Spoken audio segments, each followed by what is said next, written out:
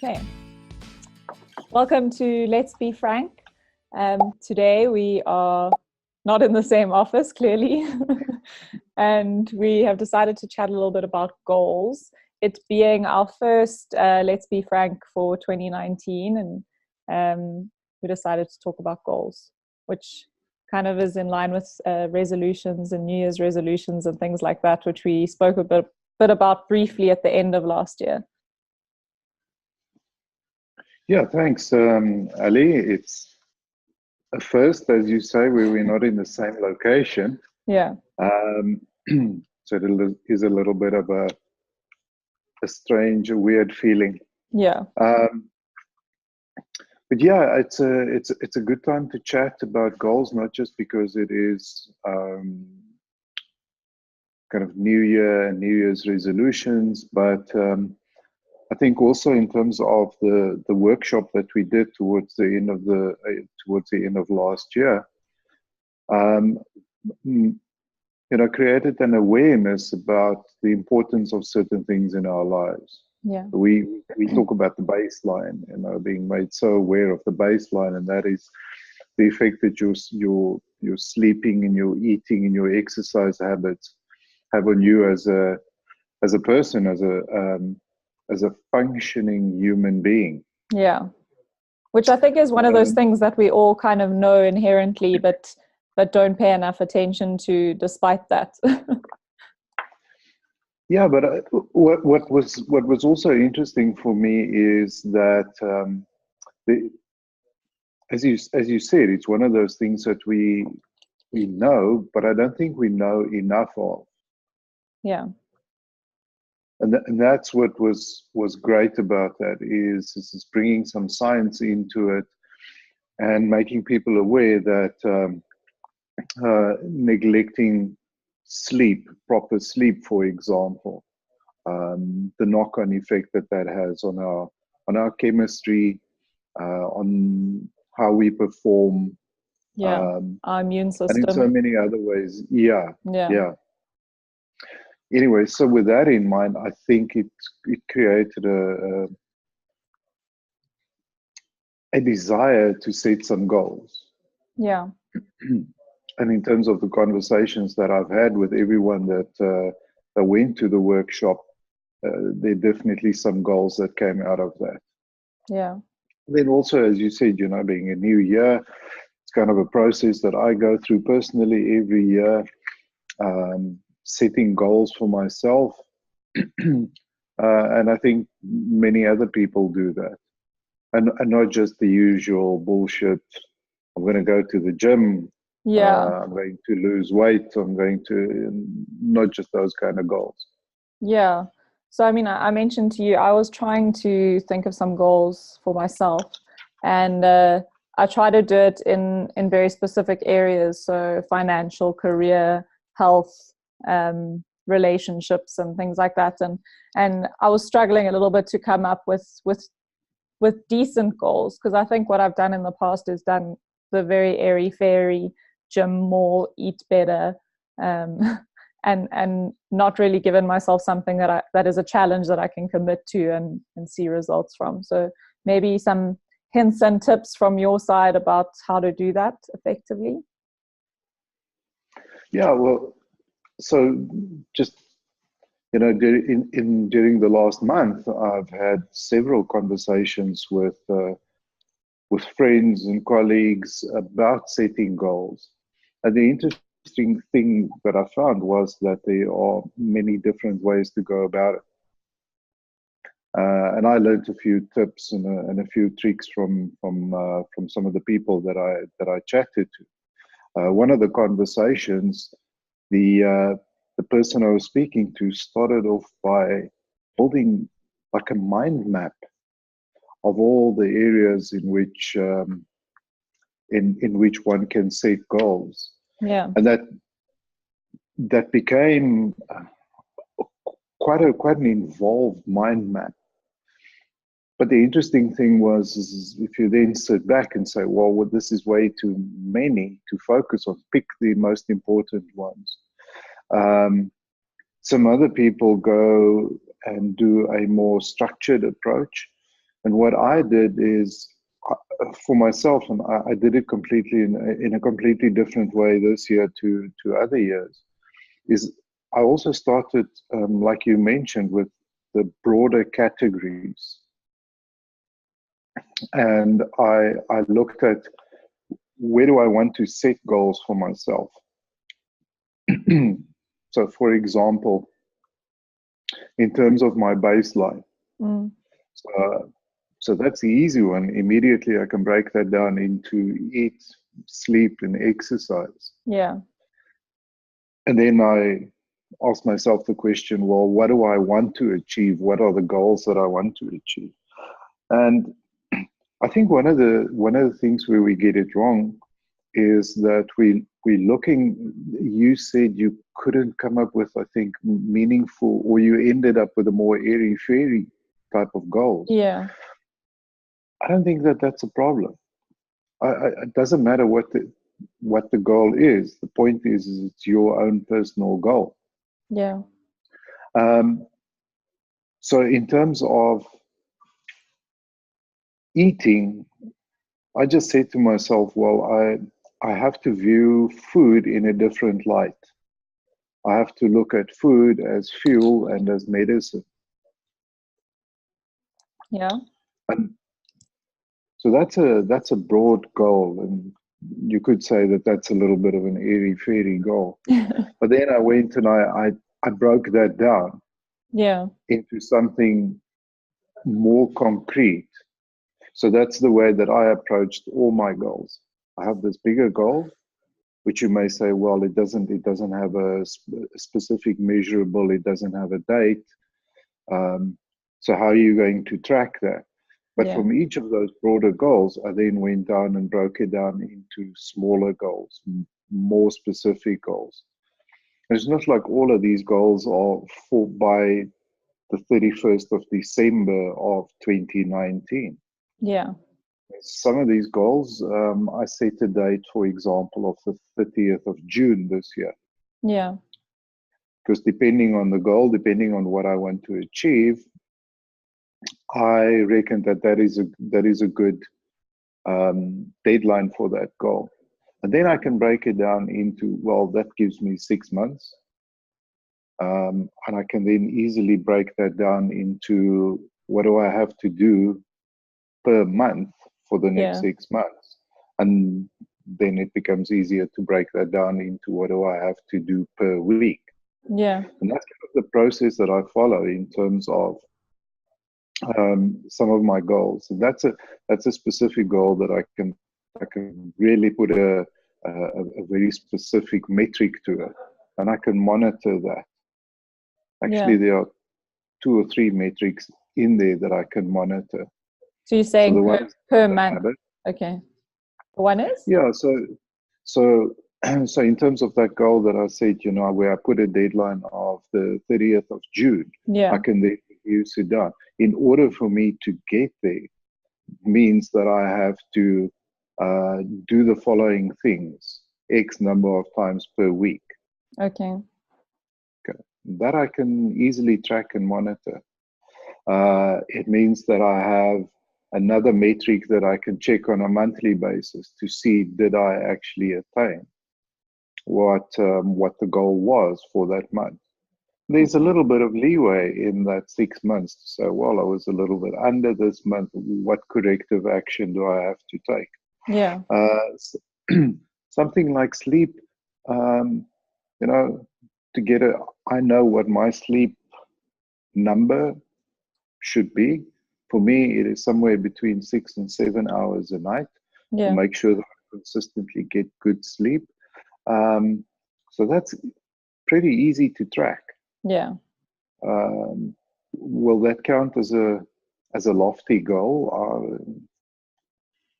I don't really care what anybody else thinks in terms of, is that a lofty goal or not? It is something that I can track on a regular basis. So are you setting that goal as you want to get X amount of hours per sleep per week, or are you going to set it as you want 6 to 7 hours a night and check that every morning? It's 6 to 7 hours per night.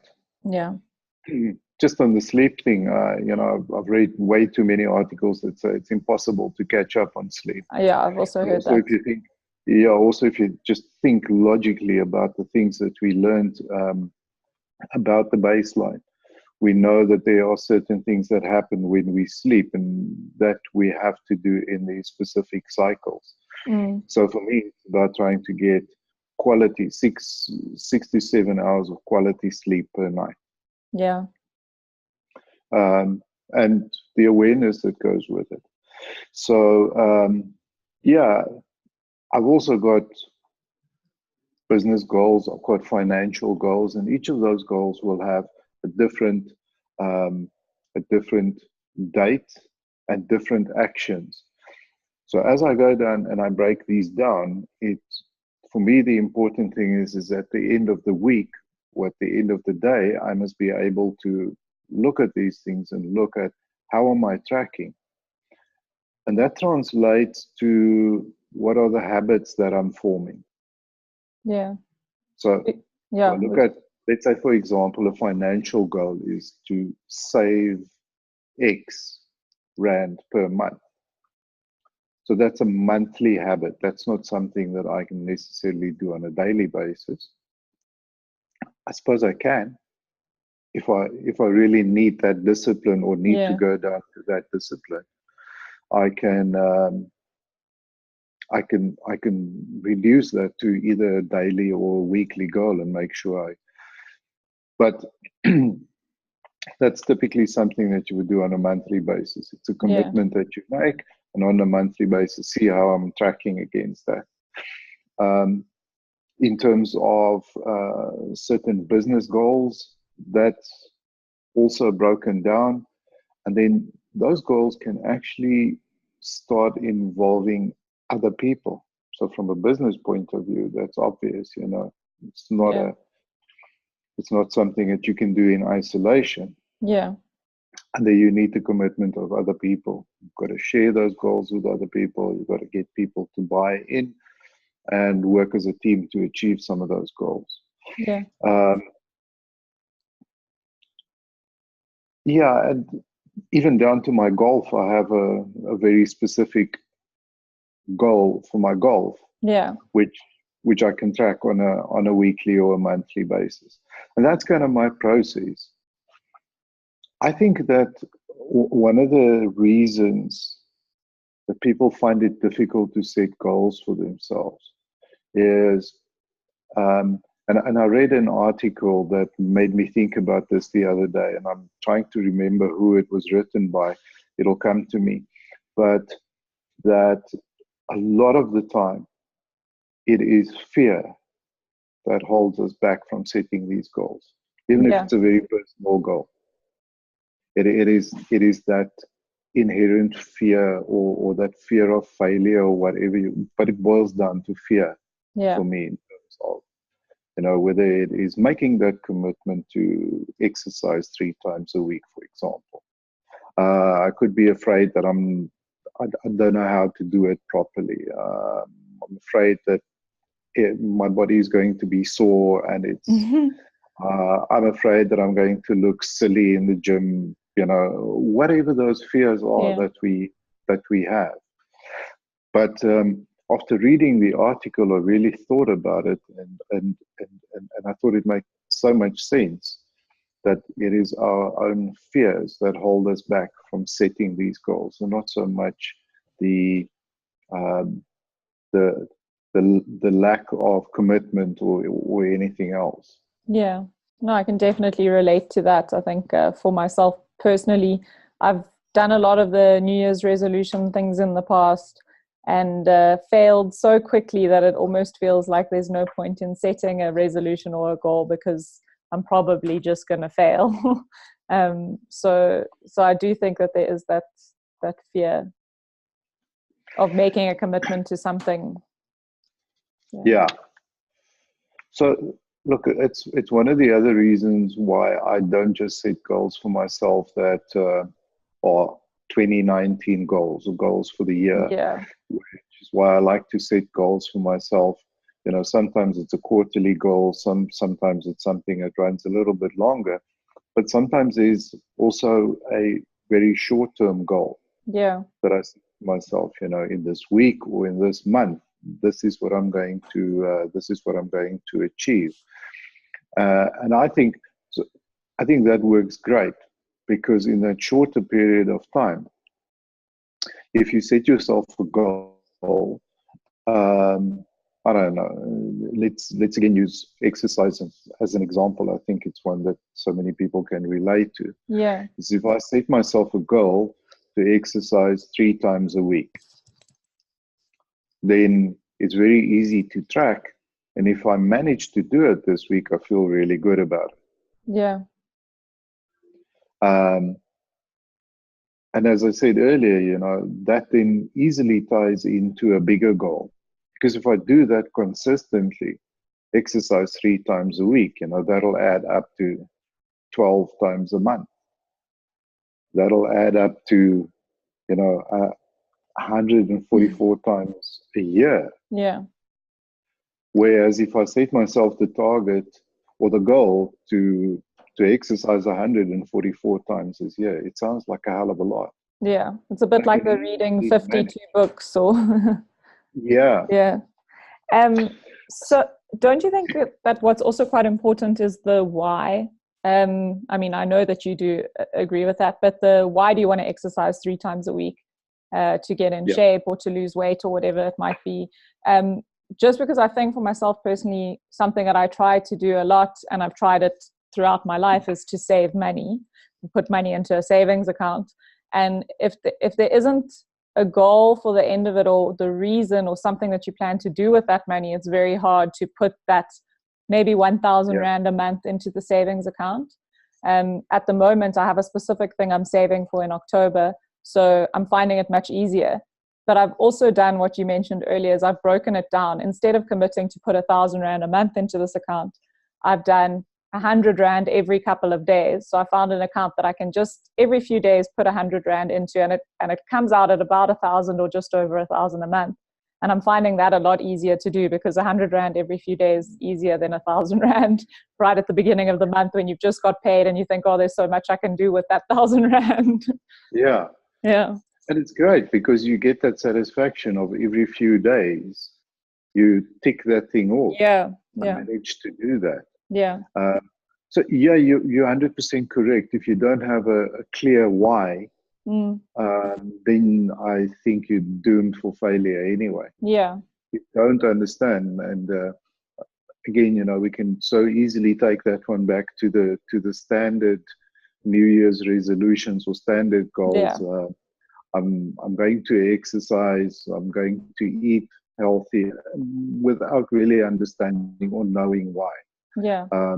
So if you don't have a very clear reason of why you're going to say no to that piece of cake or the pizza or the whatever, then it becomes so much easier to go, well, you know what, there's the easy option, or it's in front of me. The same with exercise, the same with saving. I'm a really big fan of having different goals for saving. Yeah. There's got to be a short-term goal, there's got to be a medium-term goal, and there's got to be a long-term goal. Yeah. And these habits one builds onto the next, and it becomes. But you have to have that absolutely clear why you want to achieve a specific goal. I actually think that without paying much attention to it, I think I actually wrote the whys down in my notes when I started with my broad goals before I started breaking them down. Yeah. That makes a lot of sense, yeah. So there's also a strong correlation, I believe, between goals and habits. Does that make sense? Yeah, I think, well, the achieving the goals, I mean, we've spoken about it before, that you need to commit to doing something every day, and that you kind of do by forming habits. Yeah. So for me, there's a great knock-on effect with that as well. If I set a very simple goal for myself, Let me think of an example, a really silly little goal, which doesn't have a huge impact. So if I say I'm not going to drink one fizzy drink this week, Mm-hmm. okay. So whatever the reason is for that, if I manage to do that per day, it really helps to enforce that habit. Yeah. If I look back and I go, well, if I could do that successfully, it wasn't that hard. I mean, apart from the fact that I can maybe see positive effects of not doing that and so on, it becomes easier for me to commit to other bigger goals. Yeah. So my suggestion would be, if anybody feels that they struggle with setting goals, is to set yourself a relatively simple short-term goal Yeah. and just focus on that. Yeah. I find myself doing that on the treadmill at gym, where I think I'm going to run for 1 minute, and I get to about 40 seconds or something, and I think, oh gosh, I don't know if I can do this. But I've committed to that 1 minute, so I'll push through. And once I get to the 1 minute, I think, actually, I made 1 minute. I can do 2 Yeah. and then push a little bit further, and you get to 1.5 minutes, and you think, oh, I'm not sure I can make it, but let me try make it to the 2 minutes. And you get to the 2 minutes, and you think, oh, okay, I can probably do a little bit more than that. And every time you go a bit further. So I definitely notice that in a small scale when I'm on the treadmill at gym. Yeah, exactly. That is such a good example. I think it's James Clear, who is one of those guys who did a lot of work in researching habits and so Yeah. on. And he's got a new book out about that as well. I think it was him that said, if you want to build that exercise habit, this is just to commit to putting the shoes on. Put on your running shoes. Yeah. Because often that is enough motivation. Well, I've got the shoes on, I might just as well run. Exactly. And then, as you said, if I just commit to 1 minute, well, I'm here now. I might just see if I can make that. And then very quickly, you find that you start setting that goal for, well, I'm going to run for 10 minutes, and you get to 10 minutes and you reckon, well, maybe I can do 12. Yeah.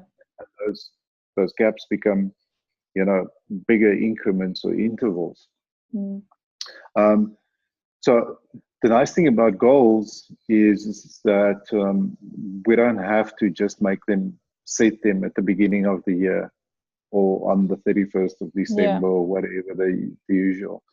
It's it's completely in our control, and you can sit down now and define a goal for yourself for the next 24 hours, the next week, or for the next month. Yeah. And I find that really great, and I don't think it's something that we pay enough attention to.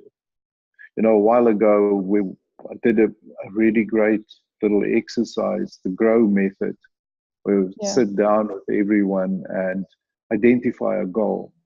Yeah. And then look at the reality. Where are we now? Where am I now? In terms of whatever it is that I want, that goal that I want to achieve. And then look at the opportunities. And those opportunities can be anything. It doesn't have to be realistic, because often out of the unrealistic opportunities, some realism will present itself. And then pick a way forward out of all the opportunities that you manage to list. Is just pick 2 or 3 things that you can focus on. Yeah. That's a really simple exercise to do, but extremely effective. Yeah. And I find myself, often sitting and kind of drawing the 4 blocks and go, well, this is the goal. What's my reality? What are the opportunities? And then just pick 2 or 3 of those that I can focus on. Yeah. And they may change over time. But I find that extremely effective in terms of helping myself achieve those goals as well. Yeah. I think this is all really useful, helpful advice for setting goals. I also think something that, and we've mentioned it before, is don't leave it till tomorrow. If there's something that you've been planning to do or want to do, why wait? Start right now. I know an example is something like quitting smoking. Someone will say, oh, but I've got something very stressful coming up. I know I'm going to need a smoke, or I know I'm going to need this. Yeah. And if you can just maybe commit, like you said, to the next 24 hours, start there, or to the next 6 hours, if that's what it is for you, just start now. Don't start tomorrow or next week or when the timing is better.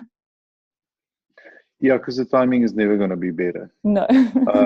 So, yeah, just maybe a last thought on that, Ali. I just thought about that now. You spoke about procrastination now. Yeah. So I wonder if you link the two things, fear and procrastination, Yeah. how much does that derail us from doing anything? Yeah. Or achieving so much? Yeah. So I think our challenge to ourselves and everyone is to start today with your goals. Start right now, even if it's something small. And like you mentioned just now, is just that being able to tick something off the list will really help push you forward to the next thing. And I just noticed, Herman, I think if you move your head out the way, I think the poster behind you is relevant. It says, set some goals. So it's a very relevant poster for this podcast. And that wasn't even planned. Not planned at all. Yeah. So yeah, guys, set some goals. Feel free to talk to other guys, talk to me, or talk to Herman, or talk to someone else in the office if you want someone to hold you accountable, to help you out with your goal. And yeah, let's encourage one another and see where we go this year. Positive. Yeah, the other thing that I like about sharing what your goals are is, we all love, and I certainly love to celebrate with somebody, and congratulate them when they've achieved a goal. Doesn't matter how menial it may seem to anybody else. Yeah. But really big fan of sharing some of those goals. The accountability often helps. We know that, but we love to celebrate with you if you achieve your goal. Yeah. Cool. Thanks, guys. See you next week. Thanks, Ali. Cheers. Thank you. Bye.